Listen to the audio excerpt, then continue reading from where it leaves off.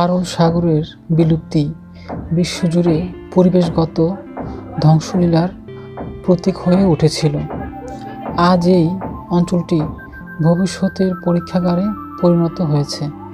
এটি ছিল আধুনিক যুগে প্রথম মানবসৃষ্ট পরিবেশগত বিপর্যয়। 1960 সালে আরল সাগর ছিল বিশ্বের চতুর্থ বৃহত্তম হ্রদ।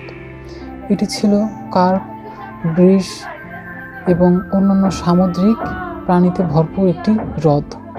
সাবেক সোভিয়েত ইউনিয়নের মৎস্য চাহিদার 1/6 পূরণ হতো এই জলাশয় থেকে।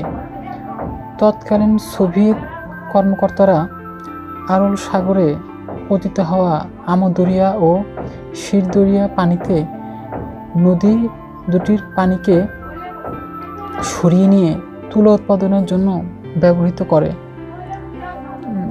ফলে হ্রদটি শুকিয়ে একসময় লবণাক্ত মরুভূমিতে পরিণত হয়।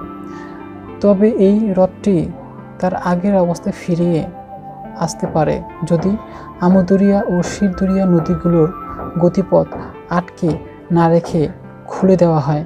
তাহলে হয়তোবা এই শতাব্দীর শেষে হওয়ার আগেই এই হ্রদটি আবার জীবিত হতে পারে। দর্শক, ধূপছা ইনফোটেন একটি তথ্য বিনোদন ভিত্তিক চ্যানেল। যারা ইউটিউব থেকে দেখছেন তারা চ্যানেলটিকে সাবস্ক্রাইব করুন, আর যারা ফেসবুক থেকে দেখছেন তারা পেজটিকে ফলো করুন। আর ভিডিওটিকে লাইক, কমেন্ট, শেয়ার করে আমাদেরকে অনুপ্রাণিত করবেন। এতক্ষণ আমাদের সাথে থাকার জন্য ধন্যবাদ।